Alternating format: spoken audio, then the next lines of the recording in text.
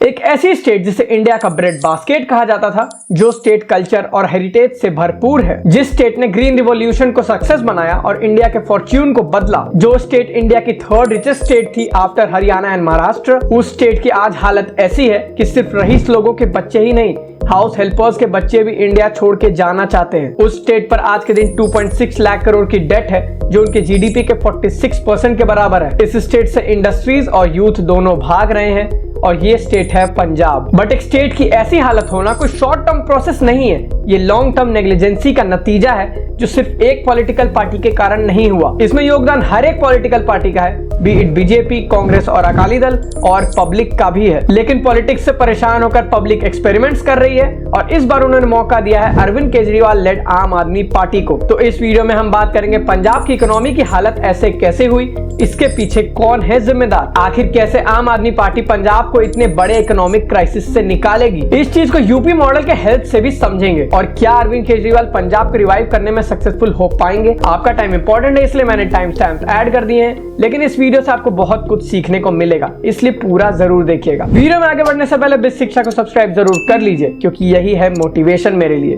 और हमारे shorts channel को भी सब्सक्राइब कर लीजिएगा। इंडिया के आजादी के कुछ साल बाद इंडिया फेस करने लगी थी एक बहुत बड़ी फूड ग्रेन क्राइसिस। एक फर्टाइल कंट्री होने के बावजूद हमें फूड ग्रेन इंपोर्ट करने पड़ रहे थे, यूएस जैसी कंट्रीज थे, क्योंकि हमारी प्रोडक्टिविटी इतनी अच्छी नहीं थी। इस प्रॉब्लम को सॉल्व करने के लिए लाल बहादुर शास्त्री के रूल में एमएस स्वामीनाथन ने ग्रीन रेवोल्यूशन को इंट्रोड्यूस किया, जो इनिशियली इंडिया और पंजाब दोनों के लिए कोई वरदान से कम नहीं थी। लेकिन यही ग्रीन रेवोल्यूशन बाद में जाके पंजाब के लिए काल बन गई। पंजाब के हालात के पीछे सबसे पहली रीजन है side effects of green revolution. Green revolution में बेसिकली HYV सीड्स को प्रमोट किया गया, एग्रीकल्चर इंफ्रा को इम्प्रूव किया गया, ट्रैक्टर्स और मॉडर्न डे फार्मिंग इक्विपमेंट्स के यूज को प्रमोट किया गया, और साथ में केमिकल फर्टिलाइजर्स और पेस्टिसाइड्स के यूज को भी बढ़ाया गया। इन सब चीजों के कारण इंडिया की एग्रीकल्चर प्रोडक्शन कई गुना बढ़ गई और जिस कंट्री को बेगिंग बाउल कहा जाता था, उसे ब्रेड बास्केट कहा जाने लगा। सबसे बड़ी बात यह है कि पंजाब ने ही अकेले ग्रीन रिवॉल्यूशन को सक्सेस बनाया था। पंजाब ही वो स्टेट है जिसने अकेले 18,000 टन ड्रॉप व्हीट सीड्स को मेक्सिको से मंगवाया और ये 3 मेजर्स को इंप्लीमेंट किया। पहली, इरिगेशन फैसिलिटीज को इंप्रूव किया,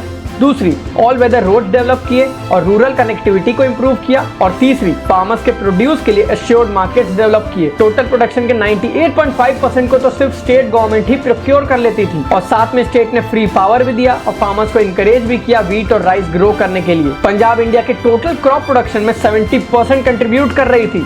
लेकिन इसके साथ 2 और चीजें हो रही थी पंजाब में, जिस पर किसी का ध्यान नहीं था। पहली तो ये कि ज्यादा प्रोडक्शन के लिए फार्मर्स लिमिट से ज्यादा पेस्टिसाइड्स का यूज कर रहे थे, जिसके कारण उनकी सॉइल क्वालिटी धीरे धीरे खत्म होती गई। दूसरी ये कि सिर्फ व्हीट नहीं, राइस को भी प्रायोरिटी बनाया गया था, और इस चीज की इंटेंसिटी आप इस बात से समझ सकते हैं कि टोटल क्रॉप प्रोडक्शन में 80% सिर्फ व्हीट और राइस ही थी। और क्योंकि व्हीट और राइस दोनों ही वाटर इंटेंसिव क्रॉप है, तो पंजाब की ग्राउंड वाटर लेवल तेजी से गिर रही थी। For the matter of fact, 1 kg wheat produce करने के लिए 900 लीटर्स ऑफ वाटर और 1 kg राइस प्रोड्यूस करने के लिए 2500 लीटर्स ऑफ वाटर चाहिए होते हैं, ये चाहे रेन वाटर से आए चाहे ट्यूबवेल से आए। पंजाब की current ground water development ratio 172% है और 80% एरियाज ओवर एक्सप्लॉइटेड है। मतलब कि जितना ग्राउंड वाटर एक्सट्रैक्ट करना चाहिए, उससे 172% ज्यादा किया जा रहा है। इन दोनों चीजों के कारण पंजाब की एग्रीकल्चरल ग्रोथ धीरे धीरे कम होती गई। जो ग्रोथ 1971 से 86 में 5.7% पर एनम थी, पूरे इंडिया की ग्रोथ से डबल, वो 2019 तक 1.9% तक पहुंच चुकी थी,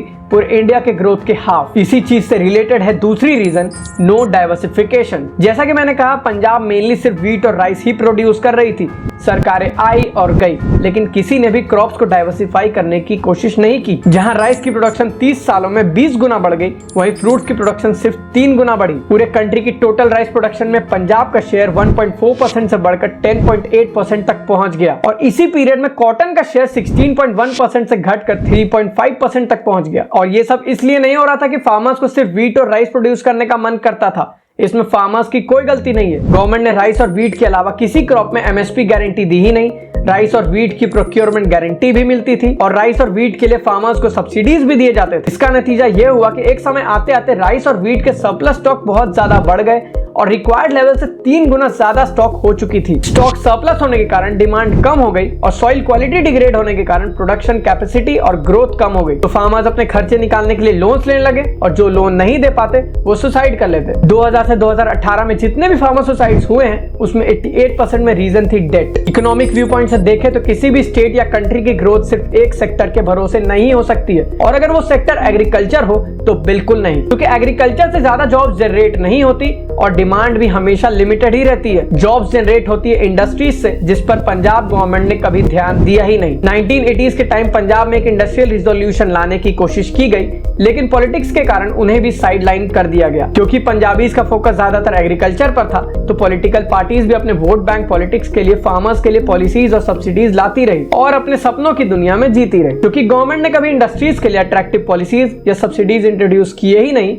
तो जो पहले से इंडस्ट्रीज वहां पर थी, जैसे लुधियाना की साइकिल इंडस्ट्री और टेक्सटाइल मशीनरी इंडस्ट्री और जालंधर की स्पोर्ट्स इंडस्ट्री भी पंजाब छोड़ के जाने लगी। पंजाब के इंडस्ट्री एसोसिएशन के हेड कहते हैं कि अगर जल्द से जल्द सरकार ने उन पर ध्यान नहीं दिया तो उन्हें पूरी तरह पंजाब छोड़ के जाना पड़ेगा, जबकि वो ये चाहते नहीं है। और सिर्फ सब्सिडीज या पॉलिसीज की ही बात नहीं है, और भी कुछ रीजंस है इसके पीछे, जैसे चाइना से कंपटीशन। पंजाब के इंडस्ट्रीज का कॉस्ट ऑफ प्रोडक्शन बहुत ज्यादा था चाइना के मुकाबले, इसलिए उनकी सेल्स धीरे धीरे गिरते जा रही थी। लेकिन ये चाइना वाली प्रॉब्लम तो दूसरे स्टेट्स में भी होती ही ना, तो फिर इंडस्ट्रीज दूसरे स्टेट्स क्यों जाना चाहती थी? इसका भी एक रीजन है। इसका कारण था स्टेट की नेग्लिजेंसी। जहां दूसरे स्टेट्स जैसे मध्य प्रदेश, हरियाणा, गुजरात, महाराष्ट्र में टैक्स हॉलीडेज मिलती थी, incentives, cheap land capital subsidy, power subsidies और चीप लेबर भी मिल रही थी, वही पंजाब में इंडस्ट्रीज को अटेंशन तक नहीं मिल रही थी। ऊपर से पंजाब में electricity rate 8 rupees per unit थी, वहीं दूसरे स्टेट्स में 5 रुपीज पर यूनिट ही थी। पावर के रेट ज्यादा होने के पीछे एक और रीजन था कि स्टेट जो सब्सिडीज देती थी फार्मर्स को,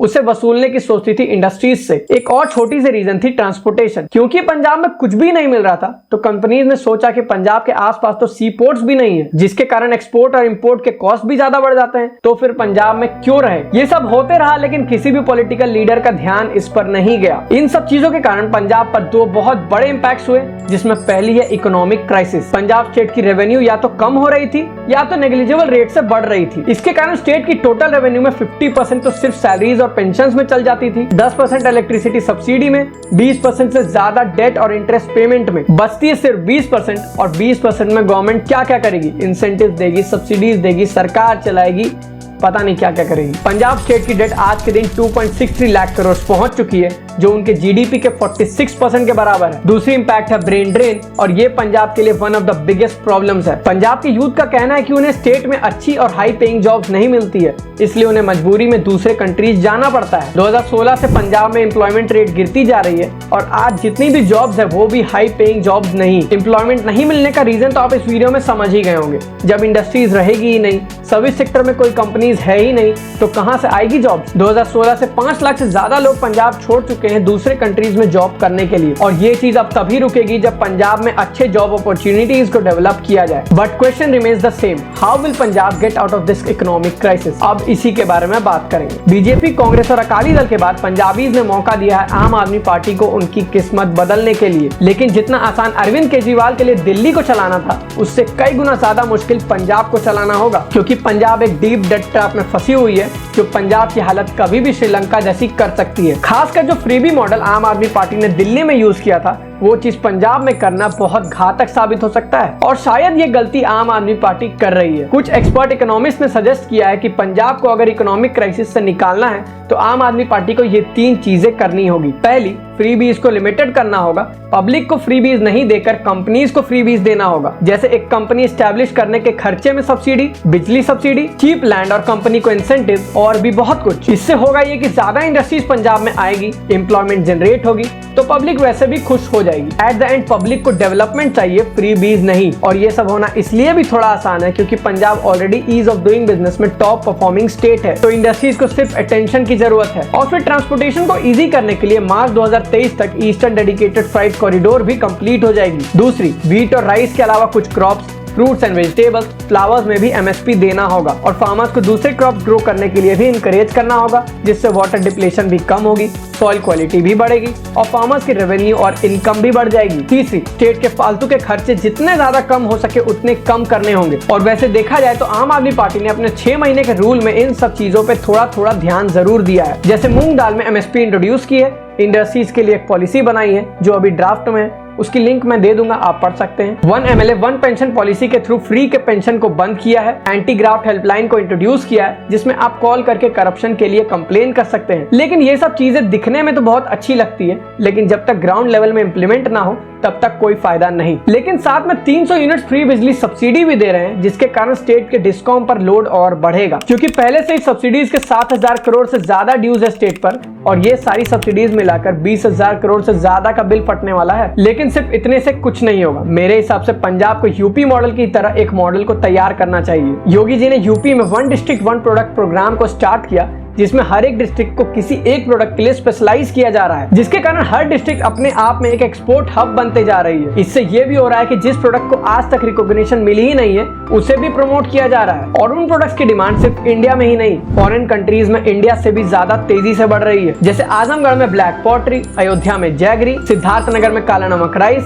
हाथरस में हींग और बाकी के स्टेट्स के डिटेल्स आप इस वेबसाइट पर देख सकते हैं। इस मॉडल के 2 बहुत बड़े फायदे होंगे पंजाब को। पहली तो ये कि जो पंजाब की यूथ है वो अपने बिजनेसेस खोलना चाहेंगे पंजाब में, क्योंकि इन प्रोडक्ट्स की डिमांड भी बढ़ जाएगी और इन प्रोडक्ट्स में प्रॉफिट मार्जिन भी ज्यादा होती है, तो पंजाब में ब्रेन ड्रेन कम हो जाएगी। दूसरी ये कि पंजाब की जीडीपी बढ़ेगी, टैक्स रेवेन्यूज बढ़ेगी और इवेंचुअली पंजाब डेट ट्रैप से बाहर आ पाएगी, क्योंकि इस बात से कोई इनकार नहीं कर सकता है कि इंडिया अगर अपने ट्रेडिशनल प्रोडक्ट्स को प्रमोट करे तो उनकी डिमांड बहुत ज्यादा बढ़ सकती है। इन सब चीजों के साथ पंजाब को अपने टूरिज्म सेक्टर को भी बूस्ट करने की जरूरत है। टूरिस्ट डेस्टिनेशंस को डेवलप करना होगा और नए टूरिस्ट डेस्टिनेशंस बनाने होंगे। टूरिस्ट के लिए सेफ्टी एंड सिक्योरिटी और फैसिलिटीज को बढ़ाना होगा, क्योंकि पंजाब में ऑलरेडी बहुत अच्छी कल्चर है जिसे देखने के लिए फॉरेन टूरिस्ट ऑलरेडी पागल हुए रहते हैं, लेकिन वो हम ही है जो इन सब चीजों को प्रमोट नहीं करते। आप ही देखिए, हिमाचल प्रदेश और उत्तराखंड जैसी स्टेट्स की main source of revenue tourism है। पंजाब की एक और बड़ी प्रॉब्लम ड्रग और अल्कोहल एडिक्शन भी है। इसके कारण यूथ की पोटेंशियल खत्म होते जा रही है और इसके लिए गवर्नमेंट को बड़े और सख्त कदम उठाने होंगे। मैंने वीडियो के शुरू में कहा था कि पंजाब के हालत के पीछे पब्लिक भी जिम्मेदार है,